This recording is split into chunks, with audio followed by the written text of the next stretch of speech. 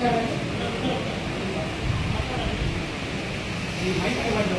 లేదండి, దేని గురించి మాట్లాడుతున్నాను అనేది ఆలగడ్డ నియోజకవర్గంలో శిల్పా వెంచర్ అనేది వేసి ఇప్పుడు కొన్ని సంవత్సరాలు అవుతుంది. దానికి ఎటువంటి పర్మిషన్స్ లేవు.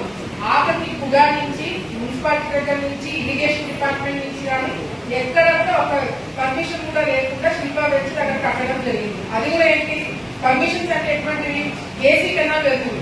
ఆ కేసీ కెనాల్ బూట్ చేసి దాని మీద వెంచర్ వేసి అది అమ్మేస్తున్నారు. అది అమ్మేయడం వల్ల ఇప్పుడేమవుతుందంటే అటుపక్క ఉన్న రైతులు దాదాపు 7,000 ఎకరాలకి నీళ్లు రాక ఆ రైతులందరూ కూడా కొన్ని సంవత్సరాల నుంచి ఇబ్బందులు పడుతున్నారు. ఇది ప్రతిపక్షంలో ఉన్నప్పటి నుంచి కూడా దీని గురించి మేము పోరాటం చేస్తున్నాము. నా దగ్గర కొన్ని రిపోర్ట్స్ ఈరోజు అధికారంలోకి వచ్చిన తర్వాత కింద ఎంఆర్ఓ దగ్గర నుంచి ఎంఆర్ఓ గారు ఆర్డీఓ గారికి కలెక్టర్ దగ్గర నుంచి ప్రిన్సిపల్ సెక్రటరీ టు మినిస్టర్ ఆఖరికి సీఎం ఆఫీస్ దగ్గర కూడా ఇవన్నీ వెళ్ళడం జరిగింది. అక్కడి నుంచి కింది వరకు ఎంక్వైరీ చేసి అన్ని రిపోర్ట్లు కూడా ఈ రోజు నేను సేకరించడం జరిగింది.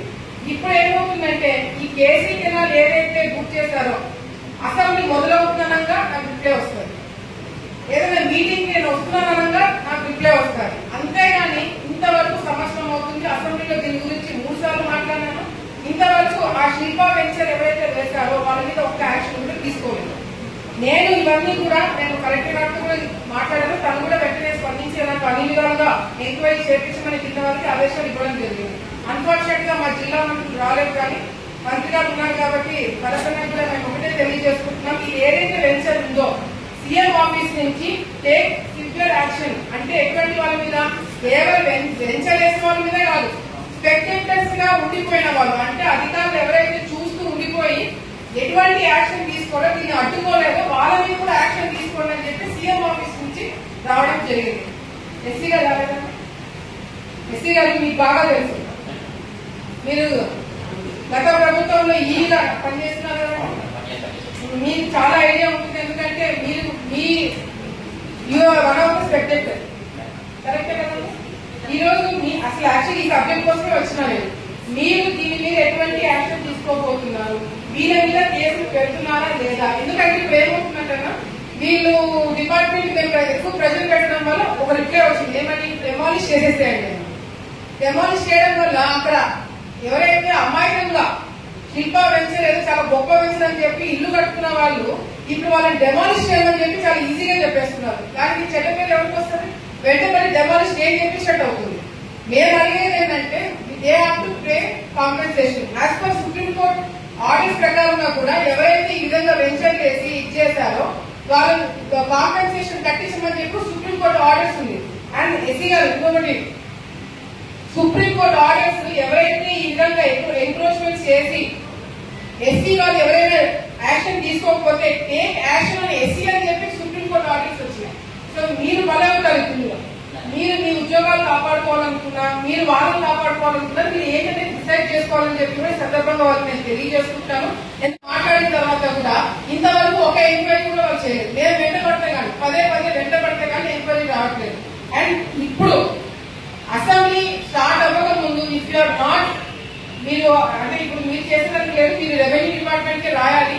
మీరు రెవెన్యూ డిపార్ట్మెంట్ కి కంప్లైంట్ రాసి ఈ క్రిమినల్ కేసు కట్టకపోతే డెఫినెట్ గా నేను 200 మంది రైతులతో ఆ శిల్పా వెంచర్ లో తెలియ కట్టుకున్న వాళ్ళందరితో కూడా పిల్లు ఎక్కిస్తాను.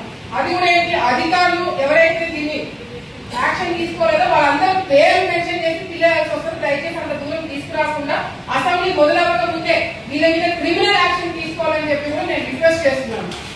ఎందుకంటే ఇది ఏమైపోతుందంటే 7,000 ఎకరాలకి నీళ్లు రాకుండా ఒక వెంచర్ ఆపేస్తున్నారంటే that is not small thing.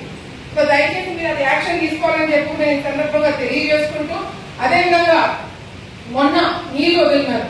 మాకు ఏమైపోయిందంటే ఆలగడ్డ చివరి ప్రాంతం, ఆలగడ్డ స్టైల్ అండి, నీళ్ళు అన్ని పైన వాడిపోయిన రోజు కూడా కిందికి రావు.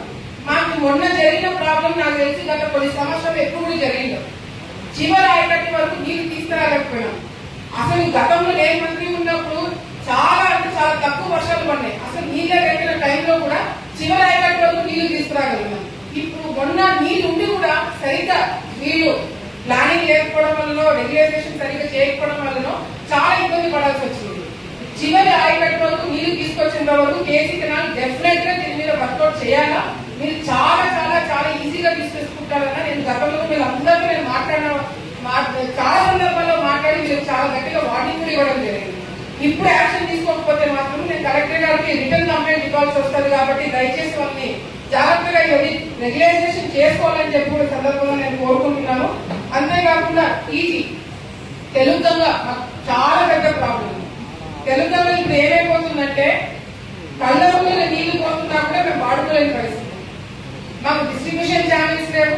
గత కొన్ని సంవత్సరాలు నాకు తెలుసు ఆల్మోస్ట్ ఒక డెకేడ్ అయిపోతుంది. డిస్ట్రిబ్యూషన్ ఛానల్స్ కట్టడానికి టెండర్లు పిలిచినారు. ఆ టెండర్లు ఇంతవరకు దాన్ని క్యాన్సిల్ చేయట్లేదు, వాళ్ళతో పని చేయించుకోలేదు. అట్లే ఆగిపోవడం వల్ల కొన్ని 100,000 ఎకరాలకి తెలుగులో కింద మాకు ఆయకట్టు కింద నీళ్లు రావట్లేదు. అండ్ ఇందులో విచిత్రం ఏంటంటే మేడం, కేసీ కెనాల్ 2 జిల్లాలకి కర్నూలు కడప వస్తుంది. ఈ 2 జిల్లాలో అందరికన్నా ఎక్కువ ఆయకట్టు ఉండేది ఆలగడ్డ కాన్స్టిట్యూన్సీ, అందరికన్నా తక్కువ నీళ్ళు వచ్చేది ఆలగడ్డ కాన్స్టిట్యూన్సీ. సో దయచేసి అధికారులు, కలెక్టర్ గారు, చైర్మన్ గారు వీరందరూ దృష్టి పెట్టి, మంత్రి గారు దృష్టి పెట్టి చివరి ఆయకట్టు వరకు నీళ్ళు తీసుకొచ్చే విధంగా అధికారులు కంపల్సరీ ఫీల్డ్ మీద ఉండి తీరాలా. ఫీల్డ్ మీద ఎవరు తిరగట్లేదన్నా, మేము ప్రజలు పెట్టి మేము ఎమ్మెల్యేలుగా మంత్రులుగా మేము తిరిగి చేస్తేనే అధికారులు ఫీల్డ్ మీదకి రావట్లేదు. లస్కర్లు రావట్లేదు. పాపం వాళ్ళ ప్రాబ్లమ్స్ వాళ్ళకు అది డిఫరెంట్ సబ్జెక్ట్ అది. సో అధికారులు ఫీల్డ్ మీదకి రాకపోతే మాత్రం డెఫినెట్ గా ఇమీడియట్ గా యాక్షన్ తీసుకోవాలని చెప్పి కూడా నేను కలెక్టర్ గారిని చైర్మన్ కోరుకుంటూ ఇంకొక స్మాల్ రిక్వెస్ట్ నా దగ్గర ఇచ్చినారు. ఈ ప్రాబ్లం కూడా ఎక్కడ వస్తుందంటే మా కాన్స్టిట్యూన్సీ దగ్గర మీరు చూసింది, అటు ఇరిగేషన్ డిపార్ట్మెంట్ కి, అగ్రికల్చర్ డిపార్ట్మెంట్ కి, రైతుకి కోఆర్డినేషన్ లేదు. నీళ్ళు వస్తున్నాయని చెప్పారు. ఎప్పుడు వస్తాయి, ఎన్ని వస్తాయి ఏంటో క్లారిటీ లేదు. కింద లెవెల్లో చిన్న గ్రామంలో కూడా కొన్ని 100 ఎకరాలు రైతులు వేసుకుని ఉంటారు. నీళ్ళు వస్తాయని చెప్పి వెయిట్ చేసుకుంటారు. అది రాని పక్షంలో అందరూ వచ్చి మా మీద పడతారు. ఇట్లా కాకుండా నెక్స్ట్ అట్లీస్ట్ ఇప్పుడు వచ్చే సీజన్ స్టార్ట్ కాకముందే 3 అంటే అటు ఇరిగేషన్ డిపార్ట్మెంట్ కావచ్చు, అటు అగ్రికల్చర్ డిపార్ట్మెంట్ కావచ్చు, అటు రైతు సంఘాలు మేము అందరం కూడా కూర్చొని ఏ టైంలో నీళ్ళు వస్తాయి, ఎన్ని వస్తాయి, ఏ పంట వేసుకోవచ్చు, ఇది క్లారిటీగా గ్రౌండ్ లెవెల్ మేము దిగి చెప్పకపోతే వచ్చే రోజుల్లో చాలా పెద్ద ప్రాబ్లం అవుతుందని చెప్పి కూడా సందర్భంగా మీ దృష్టిలో కూడా పెట్టుకున్నాం. ఇది మాత్రము దీని మీద యాక్షన్ తీసుకోకపోతే, ఎందుకంటే చిన్న ఉదాహరణ చెప్తా, ఎవరైతే శిల్ప వెంచర్ వేస్తున్నారో, ఎవరైతే దీనికి బాధితులో నంద్యాల ఉంది అదే. కానీ నేను ఇన్నిసార్లు సంవత్సరం నుంచి మేము మాట్లాడుతున్నాం దీని గురించి. ఏబీసీ గారు ఆలయంలో మేము వెంటబడుతున్నాం కాబట్టి చేస్తున్నారు. నంద్యాల ఎంతవరకు దాని గురించి ఊసేయట్లేదు. అదేవిధంగా కడపలో నేను అసెంబ్లీలో మాట్లాడుతుంటే కడప ఎమ్మెల్యే మాదిరెడ్డి గారు కూడా వేసి, అవును మా ప్రాంతంలో శిల్పా వెంచర్ వాళ్ళు వచ్చి వేసి మమ్మల్ని అంతా ఇబ్బంది పెట్టాలని ఆమె కేసీ కెనాల్ బుక్ చేస్తారు. నంద్యాల కేసీ కెనాల్ బుక్ చేస్తారు, ఆలయంలో కేసీ కెనాల్ బుక్ చేస్తారు. దీని మీద definitely you need to take an action. Criminal case compulsory పెట్టాలా. They are getting along with it అన్నా, అంటే చేసేసుకోవచ్చు, ఏం కాదు. మొన్న ప్రెస్ మీట్ పెట్టి ఏమంటారు అంటే వాళ్ళ పదాలే వాడుతున్నారు. దమ్ముంటే మంది కేసు పెట్టి చూడండి అని చెప్పి మాట్లాడుతున్నారు. ఈ దే ఆర్ ఛాలెంజ్. ఎవరైతే తప్పు చేస్తారు, తప్పు చేయడం వాళ్ళు ఎంతైనా ఛాలెంజ్ చేస్తారు. తప్పు చేసిన వాళ్ళు కూడా లోకల్ ఎమ్మెల్యేని ఛాలెంజ్ చేస్తున్నారు, మమ్మల్ని ఛాలెంజ్ చేస్తున్నారు, కలెక్టర్ గారిని ఛాలెంజ్ చేస్తున్నారు, గవర్నమెంట్ ని ఛాలెంజ్ చేస్తున్నారు, సీఎం గారిని కూడా ఛాలెంజ్ చేస్తున్నారు. మీరు ఏం చేయగలుగుతారు? సో మీరు యాక్షన్ తీసుకోకపోతే మాత్రం నేను ఇది బిల్లు వేయాలనుకుంటే ఎప్పుడో వేసేదాన్ని. But I did not file a bill, ఎందుకంటే అధికారులు బలవుతారు. So I'm giving you chance. అసెంబ్లీకి ముందు మీరు డెఫినెట్ గా దీని మీద యాక్షన్ తీసుకోకపోతే మాత్రము రైతులు ఇబ్బందులు పడతారు, మీ వాళ్ళు ఇబ్బందులు పడతారు. కాబట్టి మేమైతే దీనిలో దిగాల్సి వస్తారని చెప్పి కూడా ఈ సందర్భంగా తెలియజేస్తున్నాం. మీ డిపార్ట్మెంట్ వాళ్ళు మీరు యాక్షన్ తీసుకుంటే పోలీస్ కంప్లైంట్ కార్డ్ చేయాలి మేడం. రెవెన్యూ, మున్సిపాలిటీ అన్ని మీరు రెవెన్యూ, మున్సిపాలిటీ కూడా అన్ని డిపార్ట్మెంట్ ఎంక్వైరీ జరిగి రిపోర్ట్స్ నా దగ్గర ఉన్నాయి. All departments are done their enquiry. మీరు జస్ట్ కలెక్టర్ గారికి టేక్ యాక్షన్ అని చెప్పి మీ సైడ్ నుంచి మీరు ఒక లెటర్ ఇవ్వండి, మీ దగ్గర మేము ఫాలో అప్ చేస్తాం. ఎస్ఐ గారు ఆల్రెడీ సిఈ గారు కన్సల్ట్ ఇచ్చారు, ఆయన విత్డ్రా చేస్తున్నారని చెప్పి నేను ఒక లెటర్ పంపించారు. టౌన్ ప్లానింగ్ పర్మిషన్స్ ఉన్నాయి, కూడా పర్మిషన్స్ ఉన్నాయి, మున్సిపల్ పర్మిషన్స్ ఉన్నాయి. ఇరిగేషన్ డిపార్ట్మెంట్ సిఈ కన్సల్ట్ ఇచ్చేసి వెనక్కి విత్డ్రా చేసేసుకున్నారు. ఇది కంప్లీట్ గా అర్థం ప్రోబట్టి అయిపోయింది. కాబట్టి 4 మెంబర్ టీమ్ కి ఆల్రెడీ ఇన్ రైటింగ్ నేను ఇన్స్ట్రక్షన్స్ ఇచ్చాను. నేను దాని మీద కొత్త యాక్షన్ ఏం తీసుకోబోతున్నారు అందరూ రిపోర్ట్ చేయండి, నేను ఫాలో అప్.